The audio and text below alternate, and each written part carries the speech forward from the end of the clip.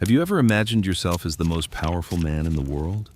In a position where you could change the lives of millions with a single word? But what if that power slowly drove you insane and you had a horrific secret that no one knew about? Today, I'm going to tell you the story of Byzantine Emperor Justinian III, who lived in the 6th century. But be careful. This story might keep you awake at night, because this truth that historians have hidden for centuries reveals the darkest side of humanity. In Emperor Justinian's palace, there was a secret room that no one knew about. When you learn what happened in this room, your perspective on history will change completely. And you wonder, did the emperor really have supernatural powers, or was his secret much darker? Are you ready?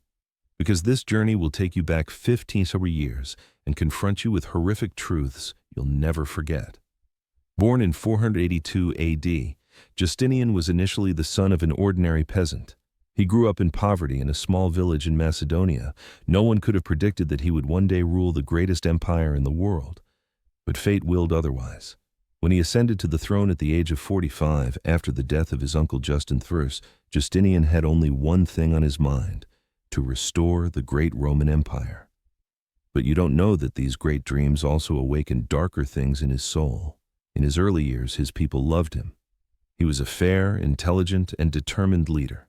He suppressed the Nika revolt, built the Hagia Sophia, codified laws, expanded territories from Spain to Mesopotamia. Everyone called him Justinian the Great. But in the depths of the palace, a transformation was taking place that no one could see. Palace servants began to notice strange things. The emperor would wander the palace at midnight, and even the guards didn't know where he was. Some nights he would disappear until morning. When morning came, his eyes would appear bright red and his hands trembling. Even stranger were the sounds coming from the lower floors of the palace: screams, moans, strange songs. But no one dared to go downstairs, because the emperor's order was clear and definite. The lower floors were forbidden. Whoever violated this order would lose their head. And the reason for these disappearances? Oh, you're not ready to hear this truth yet, but the clues were becoming clearer each day. From 527 onwards, strange disappearances began in Istanbul. At first, no one paid attention. Wasn't it normal for people to disappear in big cities? But these disappearances had a pattern. Every disappearance happened on the night of the new moon. And the missing people had common characteristics: young, healthy, and most importantly, innocent. They had never committed any crime, never harmed anyone. It was as if someone was specifically choosing clean souls. Empress Theodora was the first person to notice her husband's change. Justinian, who had previously been loving and compassionate, was becoming increasingly cold and calculating. The light she had once seen in his eyes had gone out. A strange glimmer had taken its place. "My husband is no longer the same person," Theodora whispered to her closest servant. "It's as if his soul has been stolen. When I touch him, he's ice cold. And at night, he talks, but not to me. He talks to someone invisible." Theodora's fears were not unfounded, because the emperor really was talking to someone invisible. Every night, in that secret room, he was communicating with dark forces, and the price of each conversation was a human soul. Father Methodius, the palace's chief priest, was another person who noticed the change in the emperor. Justinian, who had previously gone to church regularly, now avoided services. He became uncomfortable when he saw the cross. His face would frown when the holy book was read. "My emperor, I am concerned about your spirituality," Methodius had said courageously one day. "Perhaps we could pray together?" Justinian's answer had been chilling. "Prayer? To which God? My God is much more powerful and much more generous." In 742, a young servant working in the palace named Marcus heard terrible screams one night. Marcus was only 19 years old, came from Anatolia, an honest and pure-hearted young man. He did cleaning work in the palace and didn't bother anyone. While standing guard that night, the sound came from the depths of the palace, from a place he had never been. At first he thought it was the sound of wind, but then he realized that these were human voices, the voices of suffering humans. Curiosity overtook him. Would you have done the same thing if you were in his place? Or would you have run away? Marcus followed the sound. He passed the main corridors, went down the marble stairs. With each step the sound became clearer, and it became more horrifying. because now there were other sounds among the screams. Laughter that was not human. Finally, he found himself in the lowest floor of the palace, in a section that no one knew about. This place wasn't even on the official plans. There were strange symbols on the walls, writings he had never seen. There was a strange smell in the air, the smell of burning human body mixed with sulfur and blood. At the end of the corridor stood a thick wooden door. Sounds were coming from behind the door, but now it wasn't just screaming, there was also singing, Latin songs, but Latin of a kind he had never known, an older, much darker language. Marcus opened the door with trembling hands. 1 centimeter, 2 centimeters, and what he saw changed his life forever. Inside was a hall. The walls were made of black stone, with strange paintings on the ceiling, but the most horrifying part was in the center, a large circle with a pentagram inside, and at each corner of the pentagram, 5 people bound with heavy chains. But these were not ordinary prisoners. Their bodies were covered with burn marks, their eyes were gouged out, their tongues were cut. But they were still alive. They were still breathing. And in the center was Emperor Justinian. But you had never seen him like this. The emperor wore a black cloak with red symbols on it. On his head was a strange crown, his eyes completely red. He held a red-hot iron rod in his hand. But this rod was not an ordinary torture instrument. At the end of the rod was a figure in the shape of a devil's head. And this figure's eyes were real eyes. They were blinking. They were looking at Marcus. The emperor was carving symbols on the prisoners' bodies with this rod. Every time a symbol was carved, the prisoners screamed, but they made no sound, because their voices came from somewhere else. They came from the air. Worse yet, Marcus heard the words coming out of the emperor's mouth. He spoke Latin, but this was not the Latin we know. The words themselves made the air vibrate. Marcus's ears were bleeding. Dominus tenebrae, accipi hanc oblationem, the emperor began. Lord of darkness, accept this offering. And at that moment Marcus understood. The emperor was casting a spell, but not an ordinary spell, a demon summoning ritual. Have you ever wondered if the devil is real? Marcus learned the truth that night. After the emperor's words ended, the temperature of the room suddenly dropped. Marcus's breath turned to mist. Strange shadows appeared on the walls, human-shaped but non-human shadows. And one of the prisoners, God, how can I tell this? One of the prisoners suddenly stopped. He stopped screaming. He raised his head and looked at Marcus, but his eyes were no longer human eyes. They were completely black, reflecting no light. And he began to laugh. Such laughter that Marcus's blood froze, because this laughter was not coming from the prisoner. It was coming out of the prisoner's mouth, but the sound was from somewhere else, from a much more horrifying place. "New witness," said the voice. It was addressing Marcus. "You finally came. I was waiting for you." Marcus tried to run, but his feet wouldn't hold him. It was as if he was nailed to the ground. At that moment, Emperor Justinian noticed Marcus's presence, but he didn't get scared. He didn't get angry. He just smiled and started talking. "You want to know, don't you, Marcus?" said the emperor. His voice was no longer normal. It was as if 2 people were talking at the same time. "You wonder how I became so powerful." Marcus couldn't speak. He just listened. "You know your name, Marcus. You came from Anatolia. You last saw your family 3 years ago. You plan to write a letter to your mother, but you won't be able to write anymore." These words frightened Marcus even more. How did the emperor know so much about him? "Being an emperor is not easy," Justinian continued. "Ruling millions of people, defeating enemies, leaving a mark in history. These require superhuman power, and I found this power." The emperor raised his hand. On his finger was a ring of a kind you had never seen, made of black obsidian, with constantly moving symbols on it. It was as if it was alive. "This ring gives me everything. I can see the future. I can read people's thoughts. I can kill my enemies from a distance. I am immune to diseases. And most importantly," the emperor narrowed his eyes, "most importantly, I am immortal." Marcus's heart was beating wildly. The word immortal echoed in his mind.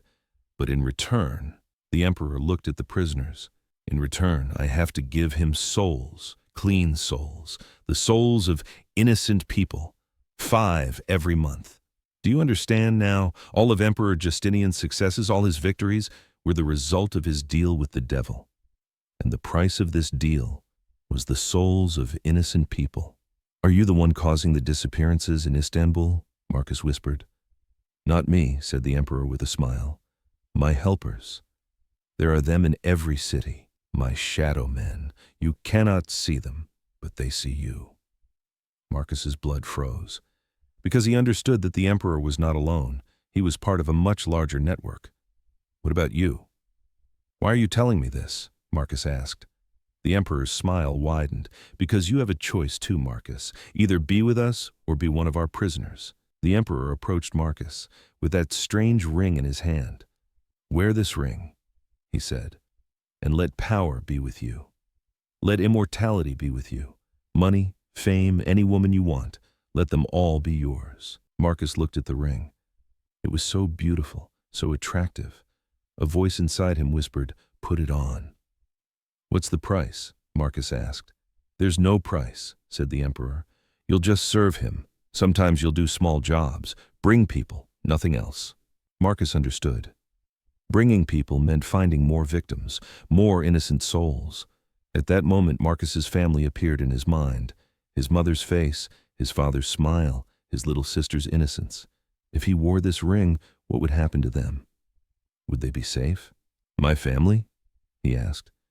Your family will be very safe, said the emperor. But there was a strange tone in his voice. Very safe. Marcus understood. Being safe meant they would also be sacrificed. No, Marcus shouted. Never! The emperor's face suddenly changed. The smile disappeared. His eyes became even redder.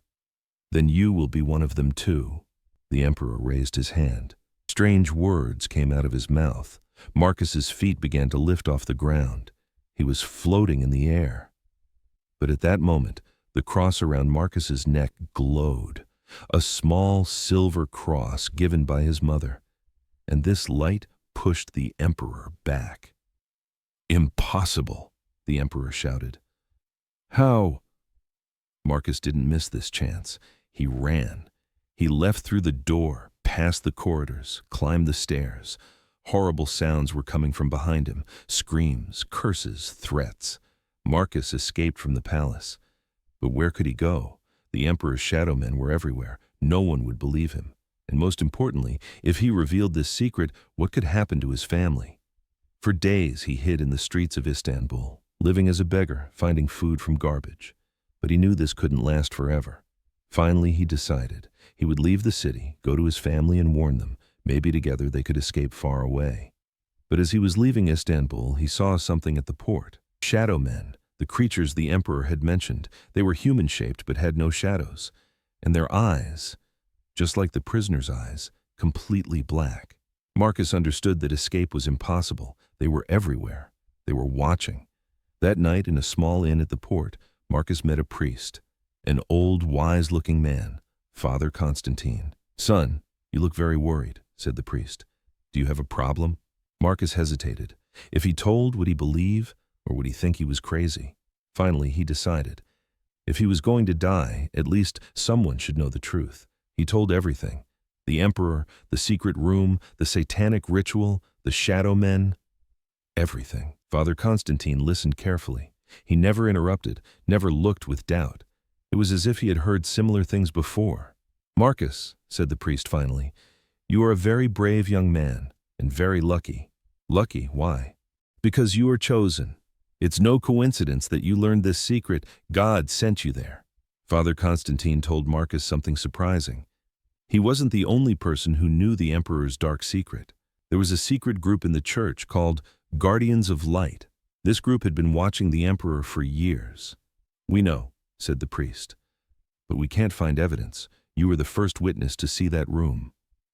Marcus was surprised. Then why don't you intervene? Because the emperor is very powerful. He cannot be stopped by normal methods. We need to destroy the source of his power. Yes, but the ring is just a tool. The real power is in the deal he made, and every deal has a weakness. Father Constantine showed Marcus old books, manuscripts written in Latin. These books tell how to break satanic deals, but it's very dangerous. Marcus looked at the books. The pages seemed to be written in blood. What do we need to do? We need to reverse the ritual, but for this we need to get very close to the emperor, and most importantly, the priest paused. Most importantly, someone needs to sacrifice themselves. Marcus's heart sank. Sacrifice? To defeat satanic forces, a clean soul needs to voluntarily sacrifice itself. This person will die, but the emperor's power will be broken forever. Marcus thought silently. His family, his homeland, future generations, they would all live under the emperor's dark power, till someone stopped it. "I'll do it," Marcus said decisively. "Are you sure? There's no going back." "I'm sure." Their plan was simple but dangerous. Marcus would sneak back into the palace, gain the emperor's trust, and cast the counterspell during the ritual. A week later, Marcus appeared at the palace gate. The guards immediately captured him and brought him before the emperor. When the emperor saw him, he smiled. "Our escaped witness has returned. Did you change your mind, Marcus?" "Yes," said Marcus. "I thought about my family. I don't want them to be harmed." "Smart boy," said the emperor. "Then tonight you will participate in the ritual, and afterwards you will officially join us." That night, Marcus went down to that horrible room again. But this time it was different. Hidden in his jacket was something secret, holy water and special prayers given by Father Constantine.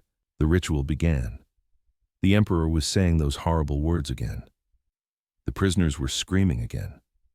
But this time Marcus was ready. When the emperor reached the most critical moment, Marcus took action. He poured the holy water on the emperor and began to say the reverse prayer that Father Constantine had taught him. "Lux aeterna, expelle tenebras, eternal light, expel the darkness." The emperor went crazy. "What are you doing, you fool?" But it was too late. Marcus's words were taking effect. The emperor's ring began to crack. His power was diminishing. "Stop him!" the emperor shouted. But the shadow men couldn't enter the room. The holy light was pushing them back. Marcus continued praying, but he knew the price would be heavy, because to break satanic forces, he was sacrificing his own soul. The ritual began to reverse. The emperor's power was dissolving. The prisoners were freed from their chains. The shadow men were melting. But Marcus was also dying. This was the price of holy magic. His body was aging. His hair was turning white. "This is impossible," the emperor screamed. "My centuries-old deal." "It's over," said Marcus with his last breath. "Now you're just an ordinary human." The emperor's ring shattered. All the dark forces in the room disappeared. And the emperor suddenly began to age, because he should have died too. He had been living for centuries, far beyond his natural lifespan. Now his real age had caught up with him. When Marcus died, only an old, helpless man remained in the room. Once mighty Emperor Justinian was now just an ordinary mortal. When morning came, the palace guards found the emperor dead. The official report said heart attack. But those who knew the truth celebrated Marcus's sacrifice's victory. Marcus's body was never found, as if he had never existed. But Father Constantine did not forget his sacrifice. He secretly had a grave made and prayed every year. After Emperor Justinian's death, that secret room was completely destroyed. No trace remained on the walls, as if it had never existed. But history books tell a different story. According to them, Justinian was a great leader, fair and wise. None of the dark rituals, satanic deals, Marcus's sacrifice were written. Because some truths are too dangerous, some stories are too horrifying, and sometimes the best defense is forgetting. But Father Constantine wrote the truth somewhere, in a secret notebook, in code, and this notebook remained secret for centuries. Until the conquest of Istanbul in 1453, in that chaos, old church records were scattered, and this notebook fell into the hands of antiquarians. In the 20th century, this notebook was discovered by an archaeologist at Oxford University. This man, named Professor William Harrison, was a Byzantine history expert. When he deciphered the codes in the notebook, he couldn't believe what he read. But Harrison didn't share this information with anyone, because he knew no one would believe it. And worse, this information falling into the wrong hands could be very dangerous. Harrison found a warning from Father Constantine on the last page of the notebook. The person who reads this information is now a guardian. If dark forces rise again, it is his duty to stop them. Harrison took this warning seriously, and he was right. Because in the 1930s, strange events began to happen in Europe. Hitler's rise, Stalin's power, the emergence of various dictators. Harrison realized these were not coincidences. History was repeating itself. Again, there were people who would do anything for power, and maybe they too were making deals with dark forces. The notebook described how to detect satanic deals. There were signs: sudden rise to power, paranormal events, mysterious disappearances, and most importantly, the red glimmer in the eyes. Harrison began to watch carefully. Newspapers, news, official reports.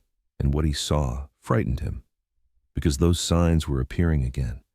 In different countries, at different times, but the same pattern. It was as if Marcus's sacrifice had only ended that deal. But the devil continued to make new deals. Harrison spent the rest of his life fighting this threat, secretly in a way no one knew. It is said that his intervention was behind the sudden deaths of some leaders. When he died in 1978, no one knew where the notebook was. It had disappeared, but one of Harrison's students knew the truth partially. That student was Professor Sarah Mitchell. Harrison had given her some clues before he died. She didn't know the whole story, but she knew enough. Mitchell continued this research in the 21st century, and what she found horrified her, because those patterns were still continuing. The sudden rises of some country leaders, their inexplicable powers, their mysterious behaviors. When Mitchell compared these with Harrison's notes, she found matches. And most frightening, these powers had grown even more with technology. Internet, social media, artificial intelligence. These enabled satanic forces to spread more easily. Mitchell tried to write an article about this, but no journal published it. They said, not scientific. They said crazy. Finally, Mitchell started writing on her own blog. She thought no one was reading, but she was wrong, because those shadow forces had noticed Mitchell, and they wanted to silence her. In 2019, Mitchell mysteriously disappeared. There was no sign of struggle in her house, as if she had never existed. But before disappearing, she had uploaded all her research digitally to a secret place. Only a few people worldwide could access this data, and I learned this story from this secret database. Do you wonder now? Is this story real? Are the things Marcus told possible? Are Harrison and Mitchell's researches true? Official history books describe Emperor Justinian as a great leader. The man who built Hagia Sophia, organized laws, expanded the empire. But no one explains where he was at midnight, why some prisoners went missing, why his death was so mysterious. Maybe some truths are too dark, too horrifying. Maybe some pages of history should never be opened. But think once. There are many inexplicable things in this world. How do some leaders become so powerful? How do some people predict everything correctly? How do some countries rise so quickly? Maybe the answer is where we don't want to see. Maybe power always demands a price, and sometimes this price is much more horrifying than you can imagine. Marcus never told anyone what he experienced, until on his deathbed, when he was taking his last breath. Then he confessed to a priest, and this confession was kept secret for centuries. Now you too are the keeper of this secret. What will you do? Will you forget? Or will you start looking around for those signs? Let me tell you something. If you hear strange sounds in the dark tonight while sleeping, don't be afraid, just echoes of the past. But if you see a man with a black ring in your dream, then be afraid, because some deals never end. The devil is patient. He waits, looks for opportunities, and in every new generation, he finds new people chasing power. The last note Harrison found in the notebook was this: darkness never disappears. It just waits and returns when you least expect it. Will you take this warning seriously, or will you just see it as a story? And there's one more thing, something I haven't told you yet. Professor Mitchell's last note before disappearing said this: New deal detected, this time much bigger. Not just one country, the whole world. It will start in the 2020s. The signs are already visible.